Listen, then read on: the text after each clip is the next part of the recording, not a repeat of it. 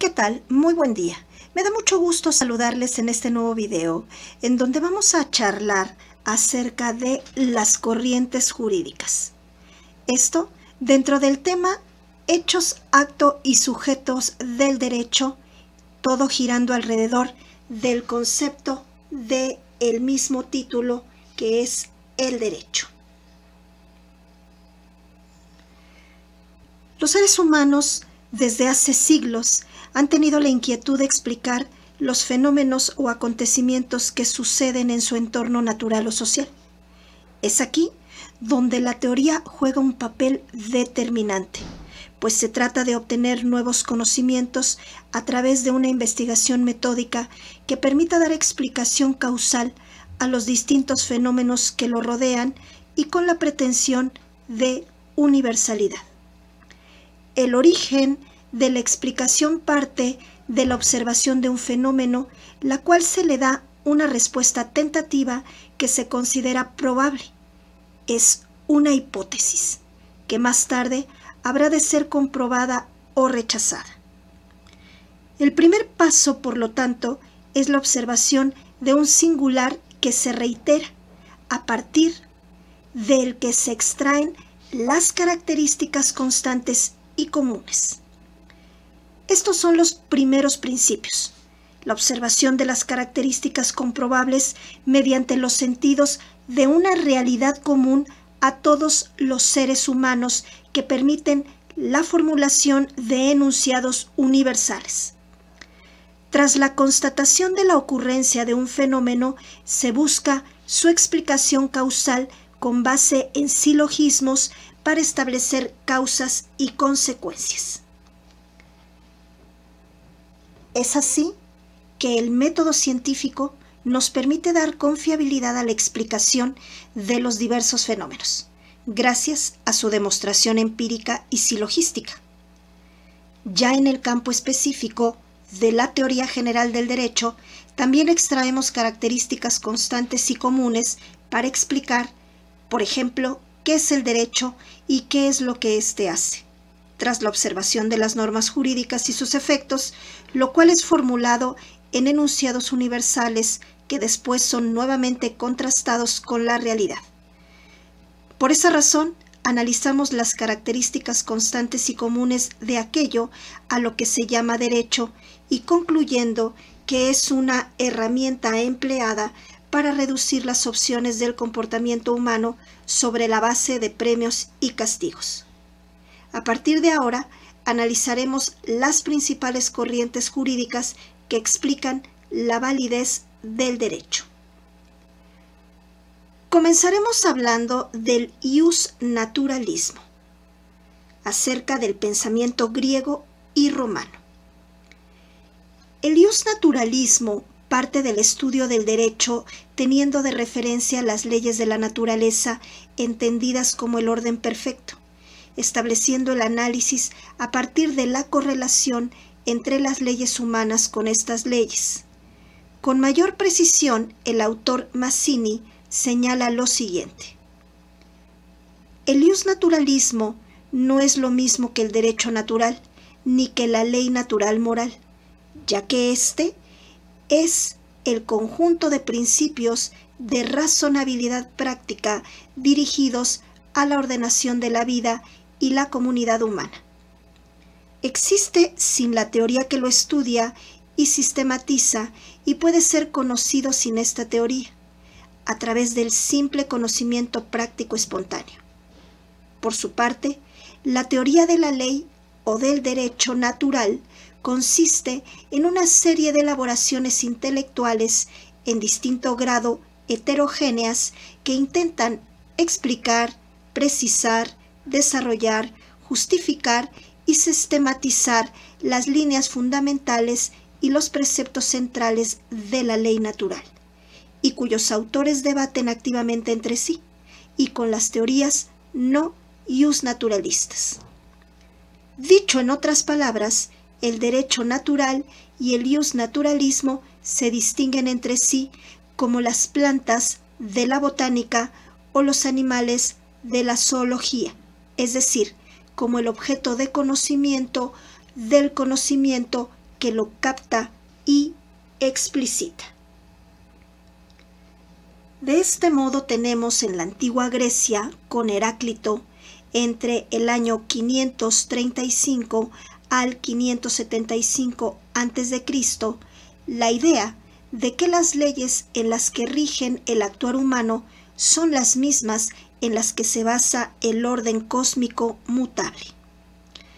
Posteriormente, en el pensamiento platónico de entre el año 429 y 348 a.C., surge la idea de justicia, entendiéndose por ella que cada clase se encontraba llamada a realizar una función ya dada, mientras que Aristóteles, dentro del periodo del año 384 a 322 a.C., suponía la existencia de un mundo de valores superiores al hombre, como la justicia, por lo que el Estado se concebía parte de una realidad natural.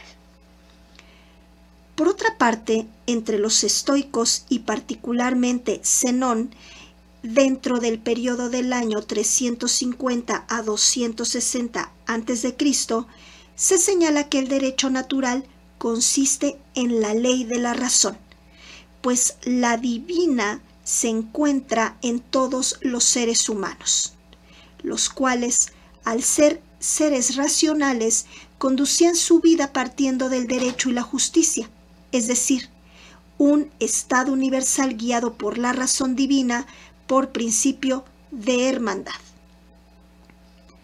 Hablaremos a continuación del iusnaturalismo cristiano. En la Edad Media, el derecho natural se le identifica totalmente como derecho de carácter divino, debido a la influencia de la Iglesia.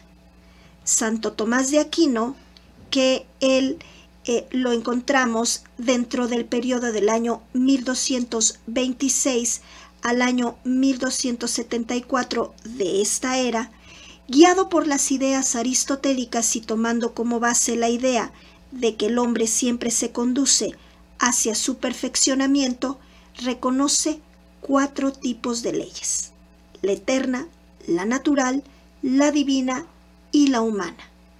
La primera la constituye Dios mismo. La natural consiste en la concepción general que tiene el hombre de la primera.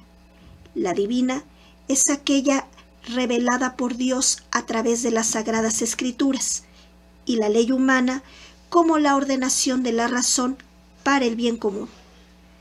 Ya en la época de la monarquía absoluta se fundamenta el poder soberano del rey en Dios, indicándose por lo tanto que el monarca era responsable solo ante Dios, hablando del naturalismo teológico.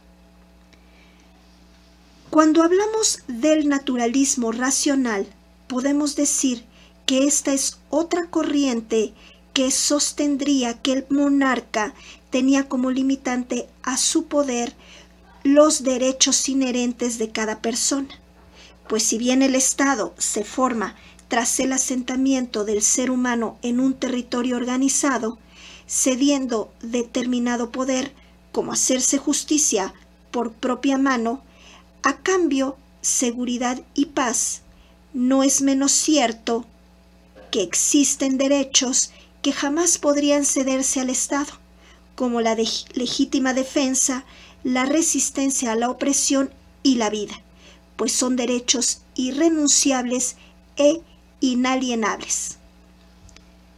Dicho límite es precisamente la naturaleza humana que da pauta al naturalismo racional.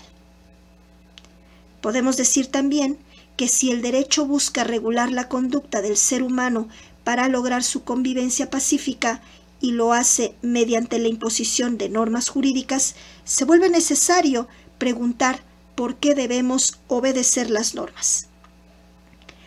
Para el naturalismo teológico, la respuesta es sencilla, porque es la voluntad divina. Por otra parte, para el naturalismo racional, la respuesta es porque se trata de un orden justo, universal e inmutable que sirve de sustento a las normas de derecho legislado o positivo. Si hablamos del iusnaturalismo racionalista, podemos decir que esta filosofía racionalista predominó en Europa a partir del Renacimiento, suponiendo un cambio de mentalidad, la cual Isabel Trujillo lo resume de la siguiente manera. Desde el punto de vista jurídico, dos son los fenómenos fundamentales para entender el desarrollo del iusnaturalismo. Por un lado, el nacimiento del Estado moderno y como la otra cara de la misma medalla, su proyección internacional. Es un derecho de gentes que se acerca cada vez más al derecho internacional. Por otro lado, la centralidad asumida por el individuo y por la categoría jurídica que testimonia esta centralidad es el derecho subjetivo. Se trata de dos fenómenos que son el fruto de una incubación muy larga y que solamente con esfuerzo pueden ser colocados en un momento concreto del tiempo. Ciertamente, uno de los anillos de esta evolución es la llamada segunda escolástica, que sigue y adapta a las nuevas circunstancias la enseñanza de Tomás de Aquino, a veces traicionándola, y cuyos mayores representantes son Francisco de Vitoria y Francisco Suárez. Esto tendrá una influencia decisiva sobre los protagonistas de esta fase del iusnaturalismo. En Vitoria, seguido por Suárez, encontramos ya el uso de una noción clara de derechos subjetivos naturales a reconocer a todos los hombres, también a los diversos de la época, es decir, a los indígenas de América. Desde el punto de vista de observación que aquí se mantiene, para entender el iusnaturalismo en esta época, la figura más destacada es Hugo Grocio. Como se apuntaba al final de lo que mencionamos anteriormente, la ruptura de la unidad cultural pone una pregunta sobre cómo debe ser entendido el derecho natural una vez desaparecido el marco común del cristianismo.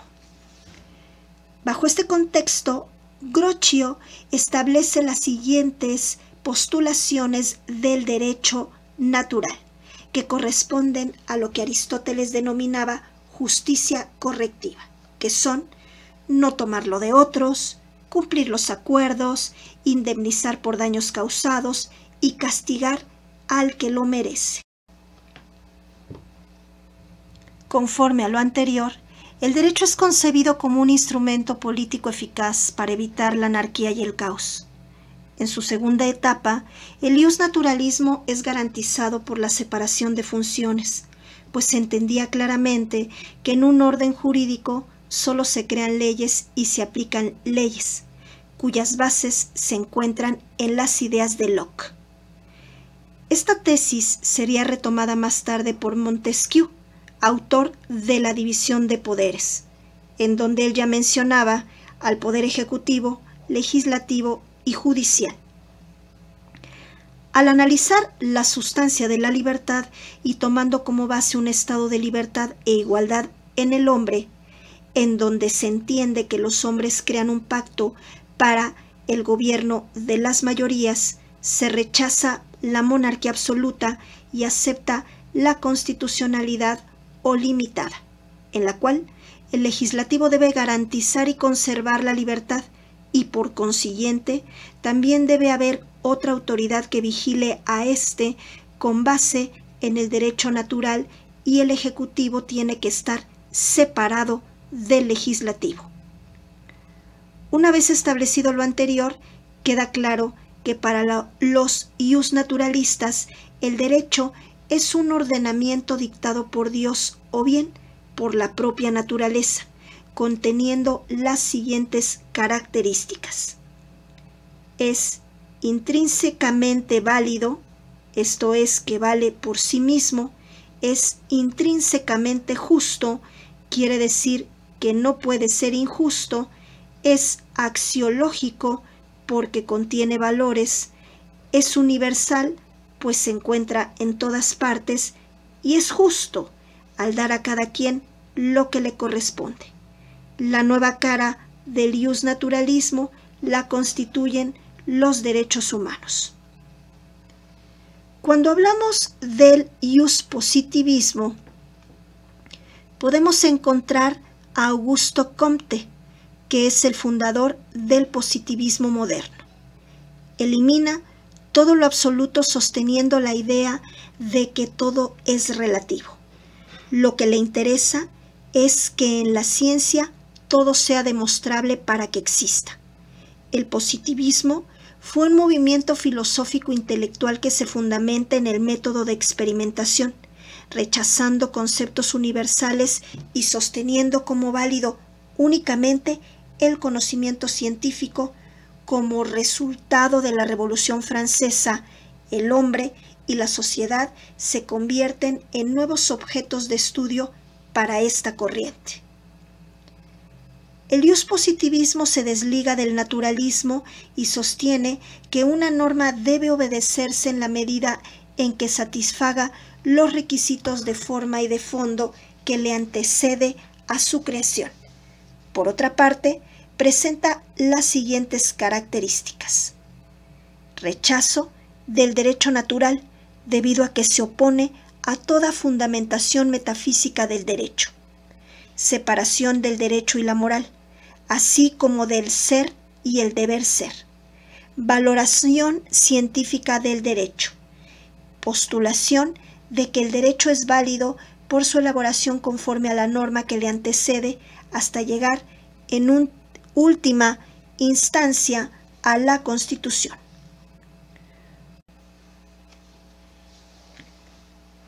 Uno de los principales exponentes de esta postura en el derecho es el austríaco Hans Kelsen, que en su obra La teoría pura del derecho pretende escapar tanto del naturalismo como de la política, principalmente la tesis de John Austin, que en este afán de explicar al derecho desde sí mismo y sin incluir elementos, tuvo que admitir que la norma inicial de todo sistema jurídico es su Constitución, y se basa en la Constitución anterior y en todo caso a la primera de todas las constituciones como hipotética fundamental, es decir, una norma que en realidad no existe, pero que debe ser supuesta. Cierto es que más tarde el propio Hans Kelsen se retractaría de su tesis para aceptar que una norma es correlativa de una voluntad. Por desgracia, la retractación de la teoría pura del derecho es poco conocida y, en cambio, la tesis inicial fue mundialmente difundida y sostenida, incluso en tiempos actuales. Hablaremos a continuación de los autores representativos del positivismo. Tenemos primero a Protágoras, que lo encontramos del año 481 al año 411 a.C. Su tendencia positivista sostenía que las leyes eran válidas y obligatorias por sí mismas y no por cuestiones morales. Hobbes, que lo tenemos entre el año 1588 al 1679, ya de esta era, toma como base la necesidad de pasar de un estado natural a un estado civil, con la creación de un contrato, a fin de generar un poder omnipotente capaz de garantizar la paz social. Sus características son: este poder no debe estar obligado a cumplir sus propias leyes, no será responsable ante los ciudadanos, y los ciudadanos sí están obligados a cumplir sus mandatos. Es identificado el derecho como el mandato del soberano. Tenemos al autor Spinoza, que él postulaba que el hombre se guía por el deseo de poder, que al combinarse crean al Estado con un gobierno encargado de conservar la paz, reconociendo como principal valor del individuo la libertad. Por lo anterior, Spinoza prefiere a la democracia como forma de gobierno. Tenemos también a Pufendorf. Él coincide con Hobbes en que el individuo es egoísta por naturaleza, pero tiene ciertas tendencias a la socialización, tomando como principios, primero, que el individuo se proteja y, en segundo, el respeto a los demás. Tenemos a Augusto Comte. Él explica la evolución de la humanidad en 3 periodos. El teológico, en donde todos los fenómenos son atribuidos a cuestiones divinas. El metafísico, a partir del Renacimiento a mediados del siglo XIX, en donde los actos ya son razonados y atribuidos a fuerzas reales cuya existencia es independiente a las cosas. Y el periodo positivo, se pretende la aplicación del método científico a las ciencias sociales, es decir, aplicando leyes causales incluso a la ciencia jurídica. Tenemos también a Bentham. Él es precursor del utilitarismo individualista, en el cual propuso su principio de utilidad, que hace referencia a que la mayor felicidad para el mayor número de personas. Entendió que el ser humano fue puesto bajo el dominio de 2 soberanos, el placer y el dolor. Así, toda conducta humana se explica por 2 razones, la que produjo placer o la que evitó dolor. De aquí el origen de la técnica del castigo de Austin, para constreñir al ser humano a obrar como desea el legislador. Sostuvo que toda norma en realidad es el conjunto de signos que expresan la voluntad humana como antecedente de toda norma jurídica, que es la tesis a la que el propio Kelson recularía. Y tenemos también a Austin. Él es un afiliado a la escuela analítica de Bentham. También tuvo una filosofía utilitarista. Contrario a Bentham, entendió que el derecho se compone de mandatos dados por el soberano, quien se hacía obedecer mediante castigos y premios. No obstante, resultan muy valiosas sus aportaciones, dado que fijó conceptos importantes como el de derecho subjetivo, deber, obligación, daño, lesión, reparación y algunas clasificaciones del derecho. Hablaremos a continuación del realismo sociológico. Siendo el conocimiento un movimiento dialéctico, el realismo se configura como una versión sintética entre ambas posturas, pues parte de la aceptación de que antes de las normas jurídicas existen decisiones o acuerdos de personas biológicas como sus autores, tal como ocurre en un contrato, el cual es antes que un documento o una expresión formal, un acuerdo de voluntades, o sea, un contrato consensual. Por ejemplo, son los derechos humanos y o fundamentales, pues lo primero se estima que son los derechos de los que goza todo ser humano por el hecho de serlo, y posteriormente el orden jurídico los reconoce incorporándolos y otorgando medios para su protección o garantía. Unos jurisdiccionales, como el amparo, y otros no jurisdiccionales, como la queja ante la Comisión Nacional de los Derechos Humanos. Esto lo podremos encontrar en el artículo 1 constitucional.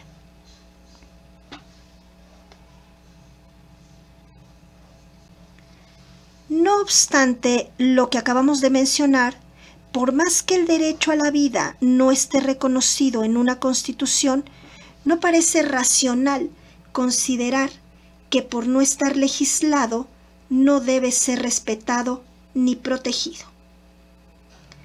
Hablaremos a continuación de otras corrientes jurídicas.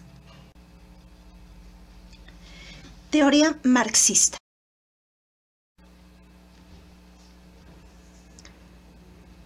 Sus principales exponentes son Carlos Marx y Federico Engels.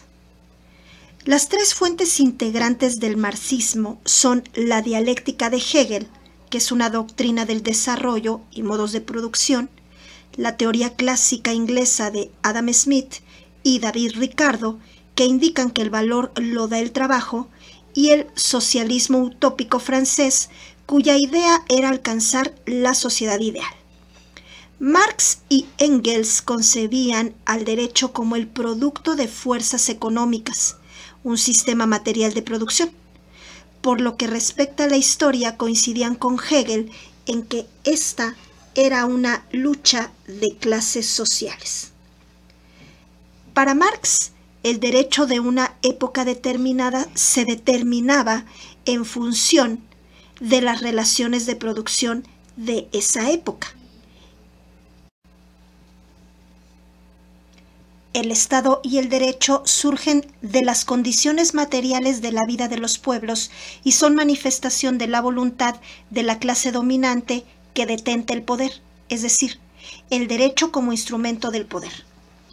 Por otra parte, Marx señalaba que el derecho no era necesario en el comunismo, declarando que una vez que se diera la transición del capitalismo al comunismo, el derecho dejaría de existir, debido a que en el socialismo no eran necesarios los elementos coactivos, tales como el Estado.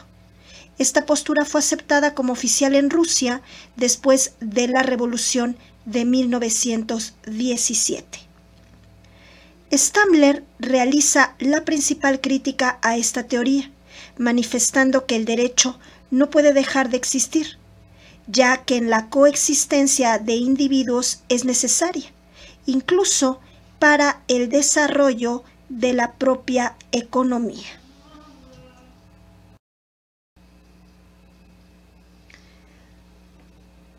A partir de la teoría realista, se adopta un método especial, cuyo objeto principal de estudio son los tribunales y, por ende, conceptualiza el derecho como el conjunto de decisiones que generan los jueces al resolver los litigios.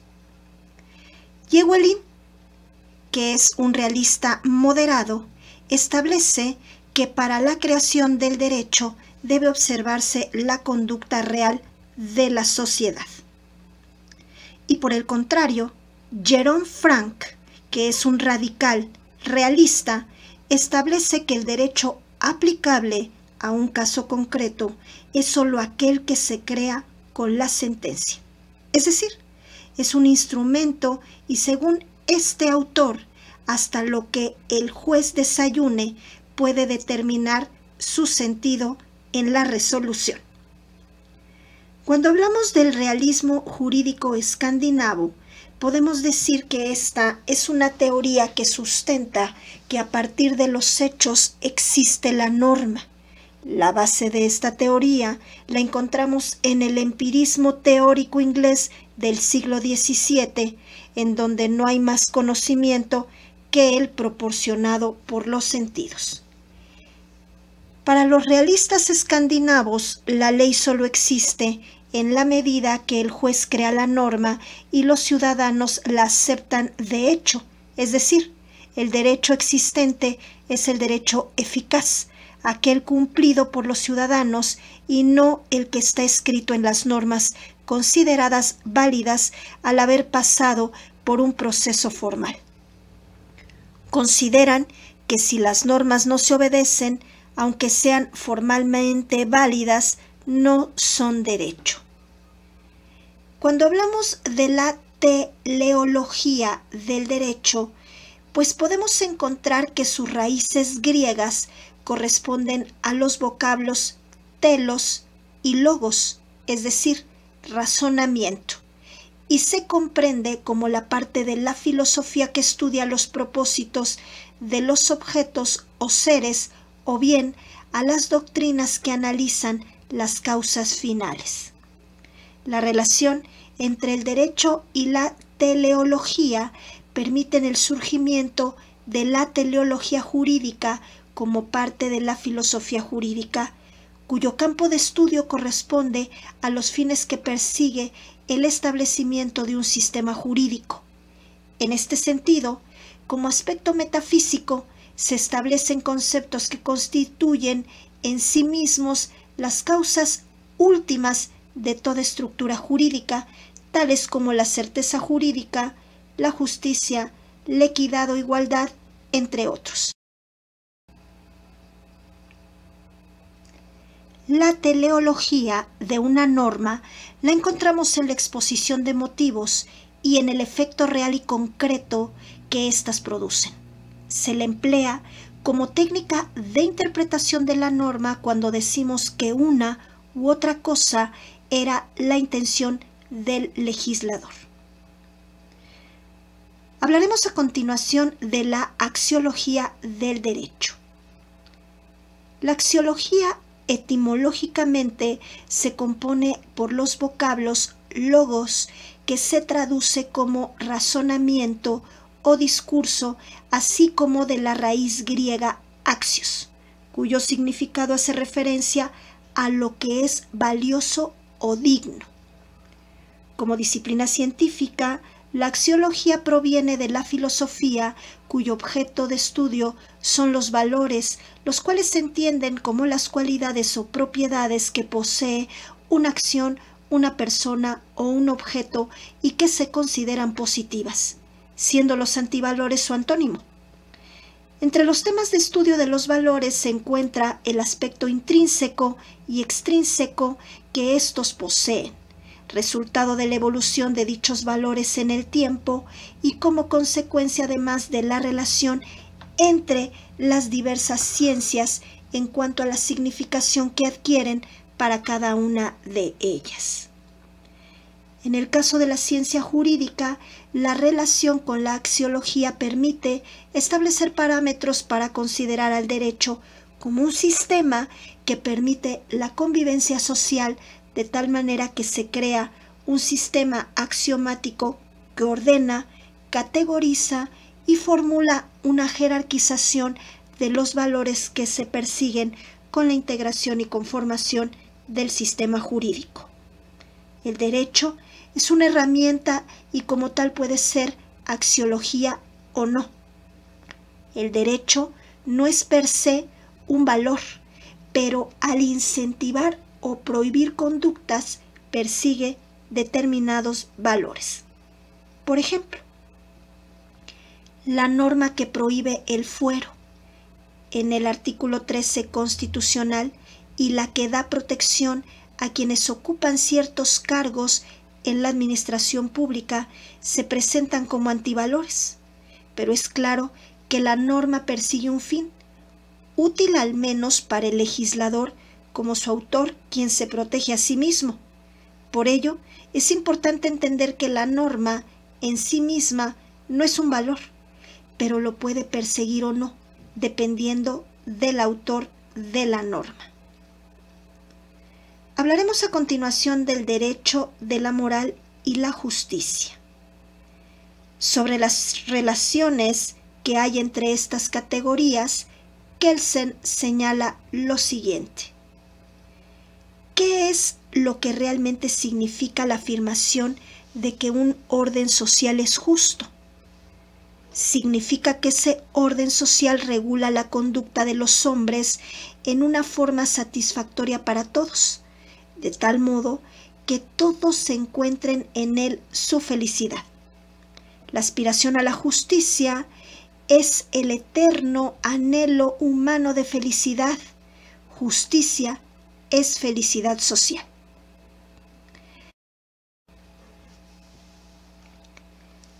La justicia se encuentra íntimamente ligada con el derecho y con las normas jurídicas. Es un valor que deben contener las leyes, ya que se considera que en la medida en que la sociedad está regida por determinadas leyes, efectivamente se encuentra en armonía y en prosperidad, ya que los habitantes de esa comunidad viven en un estado de bienestar. A continuación hablaremos del derecho público y privado. Para dar cuenta de esta clasificación, se puede señalar a partir de los pensamientos de Arellano, que la sistemática jurídica la constituyen la filosofía del derecho, la cual, menciona, tiene por objeto ordenar coherentemente las normas jurídicas y así permitir que las reglas de conducta humana sean bilaterales, heterónomas, externas y coercibles, y a su vez se coloquen en el lugar que les corresponde y que exista entre ellas una buena disposición que permita su mejor conocimiento, su aprehensión y no se presenten como un todo caótico. Con base en lo anterior, el primer antecedente respecto a la división del derecho se encuentra en la Roma antigua al desarrollarse la teoría del interés en juego, la cual considera que si el asunto era de interés de la comunidad o del pueblo, se trata de un asunto de derecho privado, y si se trataba de un asunto que solo interesaba a los particulares, se trataba de un derecho privado. Hoy en día, el derecho público es el conjunto de normas que regulan todas aquellas relaciones entre el Estado y los particulares. Incluso, uno de los criterios que podemos utilizar válidamente para poder distinguir si una rama del derecho pertenece al derecho público es precisamente valorar si contempla asuntos relacionados con el Estado. Si es así, generalmente se trata de un asunto de derecho público. Sin embargo, en este sentido existen importantes excepciones que derivan de la manera en que actúa el Estado en un asunto específico, ya que si no se encuentra ejerciendo su imperio, se encuentra actuando como particular, situación en la que se excluye del derecho público para pertenecer al derecho privado. Por otra parte, el derecho privado es el conjunto de normas jurídicas que regulan las relaciones entre los individuos cuando actúan en su carácter de particulares. Esta esencial división del derecho en público y privado contempla varias disciplinas jurídicas que éstas van a surgir precisamente por su compatibilidad con cada uno de los tipos de derecho. De esta manera, resultaría ilógico que el derecho constitucional perteneciera al ámbito del derecho privado, ya que sabemos que la Constitución es nuestra norma suprema y regula nuestros derechos fundamentales, por lo que no pertenece al ámbito privado. Tampoco podríamos pensar que el derecho mercantil, que regula los actos de este tipo, pudieran ser de carácter público, pues este tipo de actos se realizan entre particulares. Podemos concluir que hemos comprendido las diversas posturas o corrientes que explican la validez del derecho.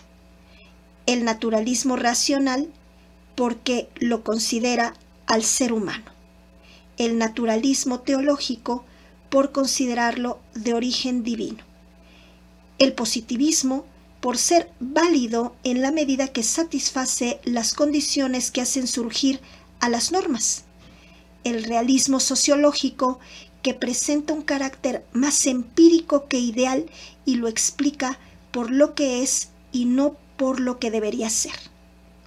También se ha entendido que toda norma persigue una finalidad, a partir de la teleología, y puede tener o no un valor, hablando a partir de la axiología. Estos elementos se van a estar estudiando a lo largo de toda la licenciatura, ya que son de vital importancia para la interpretación jurídica de nuestras normas y también en la resolución de casos donde la norma no resulta exactamente aplicable, en donde la norma presenta lagunas o incluso es inexistente y a pesar de ello el juez debe resolver. Según habremos advertido que en una resolución que presenta la Suprema Corte de Justicia de la Nación es en donde veremos esa resolución. No me resta más que darles las gracias como siempre por su atención, por su presencia y Les pedimos nuevamente que se suscriban a nuestro canal, que le den like, que compartan, que activen la campana para que les notifiquen toda vez que subamos un nuevo material. Y me despido y nos vemos en el próximo video o podcast. Hasta pronto. Gracias.